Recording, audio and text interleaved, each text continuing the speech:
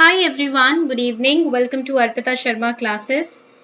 Today we are going to analyze the Hindu newspaper for 27th August 2020. आज हम 27th August 2020 का The Hindu newspaper analyze करने जा रहे हैं. And also the class PDF and the resources, the notes will be uploaded on my Telegram channel Simplifying UPSC with Ease. Simplifying UPSC with ease हमारा Telegram channel है जहां पर आपको class के notes PDFs resources free of cost वहां मिल जाएंगे. Any other notification about upcoming classes courses free lectures on Unacademy etcetera you will get the notification on a Telegram channel. Also on Telegram channel you will be notified about the UPSC notifications as well. UPSC के time to time जो भी notifications होती हैं उसके बारे में भी Telegram channel पर ही इंफॉर्मेशन सारी मिल जाती है. राइट चलो let's start the session without any delay. Now this is the code Sharma 20. ये कोड है शर्मा 20 जिसको यूज करके आपको इजीली 10% डिस्काउंट अनअकैडमी प्लस की क्लासेस पे मिल जाएगा. I am also taking live classes on Unacademy plus. If you want to subscribe to Unacademy plus you can use this code Sharma 20 to get 10% discount. Now first let's start with the questions for the day. Right, question number 1. The first law commission was established under the chairmanship of Lord Macaulay, which recommended codification of Penal Code and Criminal Procedure Code by the Government of India Act 1935, Charter Act of 1833, Law Commission Act of 1967 or the Government of India Act of 1919. Which option is correct? कौन सा option correct है फटाफट से मुझे बताएं. Which option is correct according to you? The first law commission established under chairmanship of Lord Macaulay recommended codification of penal code. It was established by. Correct answer to this question is. It is B. Charter Act of 1833. Right. So the law reform in the ancient period was ad hoc and was not institutionalized. What do you mean by ad hoc? Ad hoc means something which is implemented when needed or when it is necessary. That is ad hoc.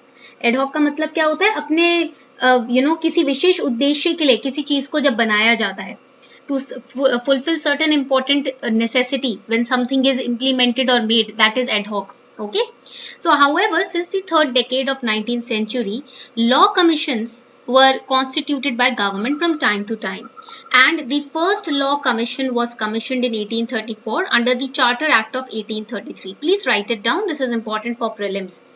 First law commission of independent India was established in 1955, and the then Attorney General of India, Mr. M.C. Stalwart, was the chairman of this law commission. Okay, remember this. Before independence in 1834, after independence in 1955.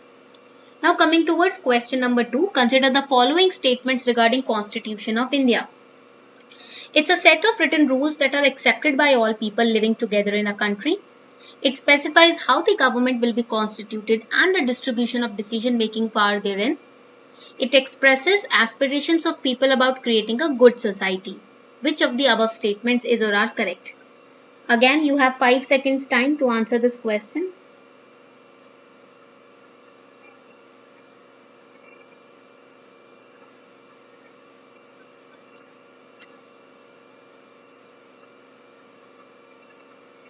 Correct answer to this particular question is D, that is all of the above statement is correct. Constitution, as we all know, is the supreme law. Nothing is over and above the Constitution. And it determines the relationship among citizens and the relationship between citizens and the government. तो basically Constitution जो होता है वो अपना supreme law होता है. इसके ऊपर कुछ नहीं है. And citizens के आपस का relationship भी ये determine करता है और citizen और government के बीच का relationship भी ये determine करता है. Right? It generates a degree of trust and coordination that is necessary for different kind of people to live together. It specifies how the government will be formed. It lays down limits on the powers of the government and tells us what the rights of citizens are. And it expresses aspirations of people, for example, by preamble and the directive principle of state policy. Yeah. Question number 3. The writ of quo warranto can be issued to address which of the following? Question has been taken from NCERT. NCERT, class 11th. If an official is not doing her duties properly, if a legislator holds such office which makes him ineligible to become an MP, if someone has been detained illegally, if a lower court has served illegal jurisdiction. Which option is correct? जल्दी से बताएं कौन सा option correct है?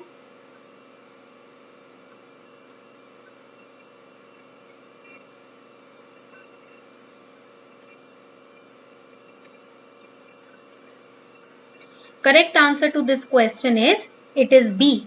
B is the correct answer. If the legislator holds such office which makes him ineligible to become an MP, in that case the writ of quo warranto can be issued to address the issue, right? This particular point.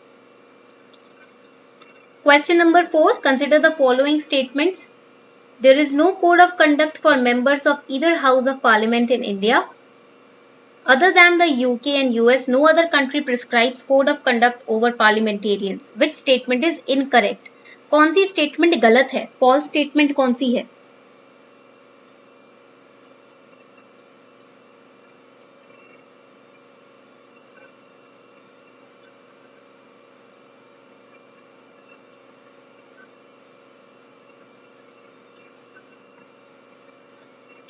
Correct answer to this question is, it is C. Both the statements 1 and 2 are incorrect. दोनों ही statements incorrect हैं. Code of conduct for members of Rajya Sabha has been in force since 2005. So there is no such code for Lok Sabha. Okay? इसमें बोला जा रहा है there is no code of conduct for either house. लोक सभा के लिए नहीं है, but it is for Rajya Sabha. It is there for Rajya Sabha. So statement 1 is wrong. Right? Then other than UK and US, no other country prescribes code of conduct. Again, it is wrong. Because Pakistan has a code of conduct, Germany has a code of conduct, ठीक है, Canada has a code of conduct. So again, this statement is wrong. Clear? Now the first important news, Supreme Court hits out at Centre on Loan Moratorium Scheme. Supreme Court has criticized the Union government for hiding behind the RBI of India, RBI, that is the Reserve Bank of India, without making it stand clear on the loan moratorium scheme introduced during the COVID-19 pandemic. Supreme Court wants to know whether the deferment of loan interest to prop up borrowers through their financial crisis during the national lockdown would lead to accrual of further interest once the freeze is lifted. For example, if the freeze is lifted on the payment of the loan, then the interest of these months, right, March से अब तक जो भी interest चढ़ा है क्या वो भी pay करना पड़ेगा? But the outstanding interest will be paid by the borrowers or not, or you will forgive the interest, या आप मना कर दोगे कि ठीक है इंटरेस्ट नहीं पे कर सकते, नहीं पे करना है, राइट? तो आउटस्टैंडिंग ड्यूज पे करना है लोन के ऊपर या नहीं, इसके बारे में सेंट्रल गवर्नमेंट और the union government has not clarified this stand. So that is why Supreme Court is asking the government to clarify its point. The court is hearing a petition challenging the charging of interest rate on loans even during the 3-month moratorium period, which was declared amid the COVID-19 pandemic. Let's see what Supreme Court finally will say on this topic, right? Now, the next important topic, amidst the lockdown and restrictions in the wake of COVID-19, Pulli Kalli or Tiger Dance will go online on the 4th day of Onam. So on this topic, Tiger Dance या जिसको हम pulley कली बोलते हैं, this topic is important for GS paper 1 art and culture, right? On this topic, this question can be asked. Consider the following statements with respect to Pulli Kalli. It's a folk dance performed on the streets of Kerala as part of Onam.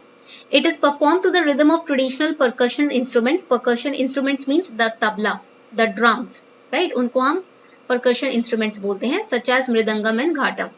The main theme of this folk art is tiger hunting. So which option is correct? जल्दी से बताएं. कौन सा option correct है? मैंने आपको hint भी दे दिया है. I've also given you the hint, right? अगर आपने हिंट को पकड़ा है तो मैंने आपको हिंट भी दिया है. The correct answer to this question is, it is A, right? Clear? First is A. Percussion instruments are tabla, dholak, thakil, drum. So these are not percussion instruments. Second statement is wrong.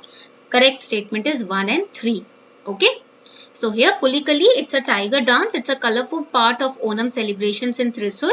The artists, they wear a tiger mask, paint their bodies like tigers. You must have seen this in movies and online and various television channels as well. It's a folk art form performed to the rhythm of traditional percussion instruments like thakel, uduku, chenda, and it is also known as kaduvakalli. Please underline this. This is important for prelims. Pulikalli is also known as kaduvakalli. ठीक है, ये prelims के लिए important है. The main theme of this folk art is tiger hunting with participants playing the role of tiger and hunter. And it was introduced by Shaktan Tampuran, the ruler of Yor, over 2 centuries ago as a street art form. Clear? Now the next topic, draft policy on health data open for feedback. Again, very important news for today. National Health Authority has released the draft data management policy. Now it's a draft. It has not been passed right now. अभी इसको pass नहीं किया, इसका draft ही release हुआ है बस अभी तक, ठीक है? It is under the National Digital Health Mission. So one of the main objectives of this draft policy is to provide adequate guidance to set out framework for the secure processing of personal and sensitive personal data of individuals who are a part of national digital health ecosystem. And it will be in compliance with all applicable laws and international standards that define the set of frameworks of consent for the collection and processing of health data. Basically, इसका main objective होगा कि आपको अपने जितने भी sensitive information है, personal data है, जो national digital health ecosystem में available है, उसको secure कर सकते हो आप, safeguard कर सकते हो. It will not be leaked easily and it will be available to the public till September 3. Okay, right now only the draft has been released, and this data draft is the maiden step in, that is the first step in realizing the NDHM's guiding principle of security and privacy by design. So basically आपका जो भी national health domain में जितना भी data out, if your data is out there in the national health domain, that will be protected and secured through this particular policy. ठीक है? Clear? Now it encompasses various aspects pertaining to health data like data privacy, like consent management, data sharing, protection, etc. Clear? इतनी बात सबको समझ आ गई? Okay. Now what is PHR? PHR is Personal Health Records, right? And DigiDoctor online database of doctors, that is DigiDoctor. So it will have two things. First, it will have online database of doctors, that is known as DigiDoctor, and it will have personal health records, that is PHRs. So if you want to access your personal health records, any doctor or institution would have to seek permission from the health ID owner. And access can also be revoked. That means if you have given your permission to the doctor to access your records, then you can cancel that permission also. Clear? And everybody will have a health ID free of cost. Clear? Also, the next important news, India's risk stagnation if GDP doesn't grow over 8% annually. So here McKinsey Global Institute report on India's GDP has been launched and it has been released. Again, important for your prelims.